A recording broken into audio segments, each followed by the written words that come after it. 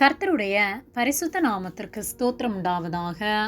கர்த்தராகிய இயேசு கிறிஸ்துவின் நாமத்தில் உங்களுக்கு கிருபையும் சமாதானமும் உண்டாவதாக. இந்த நாளுக்குரிய தியானத்திற்கான தேவ வார்த்தை 2 கொரிந்தியர் அதிகாரம் 3 வசனம் 17.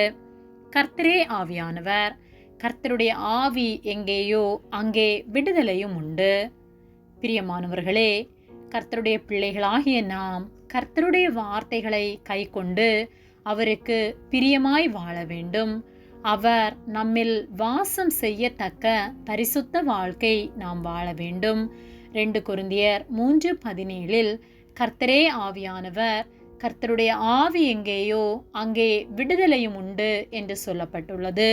நாம் ஆராதிக்கிற கர்த்தர் ஆவியாயிருக்கிறார்.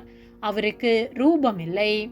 அவர் ஆவியானவர், நமக்குள் வாசம் செய்கிறவர். அவருடைய ஆவி இருக்கிற இடத்திலே, அவர் வாசம் செய்கிற இடத்திலே விடுதலை உண்டு. அவர் இருக்கிற இடத்திலே சமாதானம் உண்டு.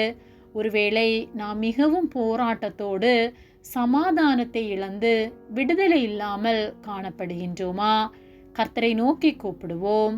நம்மை ஆராய்ந்து நம்மிடம் காணப்படுகிற குறைகளை அவரிடத்தில் அறிக்கையிட்டு நாம் அதை சீர்படுத்த வேண்டும். நம்மிடத்திலே பாவக்கிரியைகள் இருக்குமானால் ஆவியானவர் நம்மில் வாசம் செய்ய முடியாது. பரிசுத்தம் இல்லாமல் அவர் நமக்குள் கிரியை செய்ய முடியாது. ஆகவே நம்மிடம் காணப்படுகிற குறைகளை கர்த்தரிடத்தில் அறிக்கையிட்டு நம்மை பரிசுத்தப்படுத்தி கர்த்தருக்கு பிரியமுள்ளவர்களாய் வாழ வேண்டும். அவருக்கு பிரியமாய் நாம் வாழும்போது அவர் நம்மில் வாசம் செய்வார். அவர் நம்மில் வாசம் செய்யும் போது நமக்கு விடுதலை உண்டு. என்ன போராட்டங்கள், பிரச்சனைகள் நம்முடைய வாழ்க்கையில் காணப்பட்டாலும் அந்த பிரச்சனையிலே ஒரு சமாதானத்தை, விடுதலையை கர்த்தர் நமக்கு தந்து நம்மை ஆசீர்வதிப்பார். ஆகவே ஆவியான தேவனை ஆவியோடும் உண்மையோடும் ஆராதிப்போம். அவருக்கு உண்மையாய் வாழ்ந்து அவர் நாமத்தை மகிமைப்படுத்துவோம். அவர் நமக்கு விடுதலை தந்து நம்மோடு கூட இருந்து நம்மை ஆசீர்வதிப்பார். ஆமேன். ஜெபம்.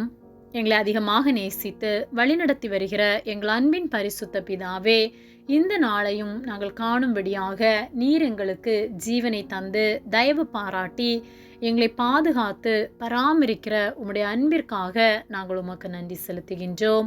நாங்கள் தியானித்த வார்த்தையின்படியே ஆவியான தேவன் எங்களுக்குள் நீர் வாசம் செய்வதற்காக நாங்கள் உமக்கு நன்றி செலுத்துகின்றோம். நாங்கள் நடக்க வேண்டிய வழியை எங்களுக்கு போதித்து தந்து ஒவ்வொரு நாளும் உமக்கு பிரியமாய் நடக்க எங்களுக்கு நீர் உதவி செய்யும்படியாய் ஜெபிக்கின்றோம். எங்களை உம்முடைய கரத்திலே ஒப்பு கொடுக்கின்றோம். இயேசுவின் நாமத்தில் ஜெபிக்கின்றோம் பிதாவே. ஆமேன். கர்த்தர் உங்களை ஆசீர்வதிப்பாராக.